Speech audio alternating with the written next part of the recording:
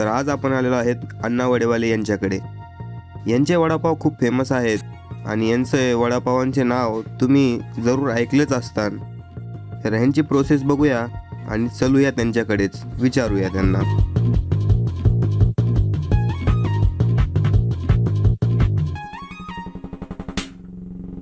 तुमच्या दोघांपैकी कोण बोलणार आहे आता? बोलू?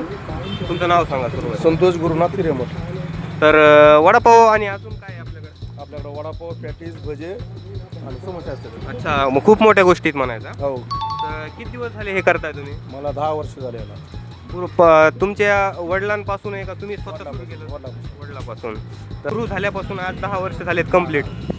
तर तुमच्या वडापावमध्ये आणि जे दुसरे वडापाववाले आहेत त्यांच्यात असं काय तुमच्यात काय विशिष्ट आहे की असं तुमच्यापाशी येऊन खायला पाहिजे? लोक चव लागण्यासाठी मसाले वापरीत होते आणि आम्ही मसाले वापरीत नाही।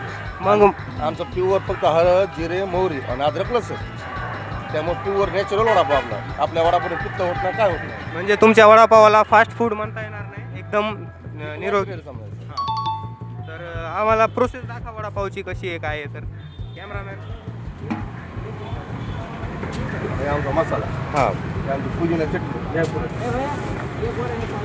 चिंचाचं पाणी, सुकी चटणी। मी ऐकलंय की तुमचे जे मसाले आहेत म्हणजे ती जी चटणी आहे ती खूप फेमस आहे। तर त्या चटणीचं विशिष्ट काय, त्याच्यात काय आपण लोक सॉस वापरतात वडापावसोबत, आम्ही प्युअर चिंचाचं पाणी आणि पुदिना चटणी वापरतो। अच्छा, पुदिन्याची बाहेरून चटणी। आपण काय आणत नाही। तुमचं काय नाव आहे? प्रशांत गवळी।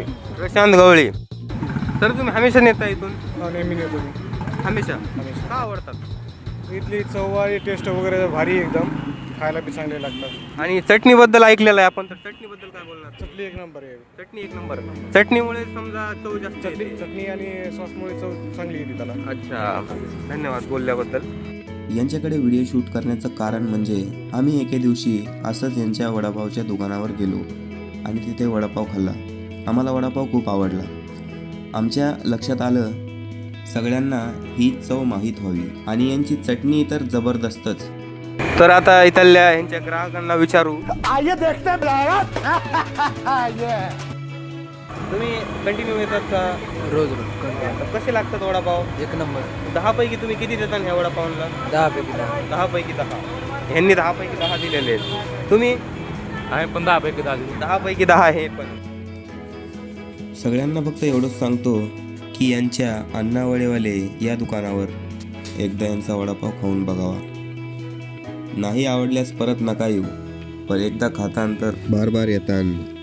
यांची बनवण्याची प्रोसेस खूप अगदी एक नंबर आहे आणि यांच्या चटणीचा तर जोडच नाही, एक नंबर अशी चटणी बनवतात। आता ज्यांना समजा बाहेरून जे येणार आहेत खाण्यासाठी, त्यांच्यासाठी लोकेशन कशी कळवायची?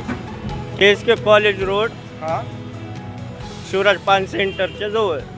अच्छा, तर लोकेशन लक्षात ठेवा आणि एक वेळेस जरूर भेट द्या. भेट द्या। ऐकून घ्या ह्यांचं। नाद करते काय यावंच लागतं अण्णा वडेवाले। अण्णा वडेवाले। खायलाच लागते, नाद करते काय?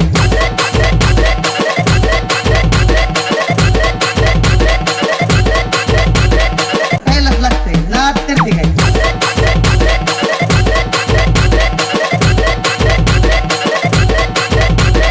DJ Gautam in the mix.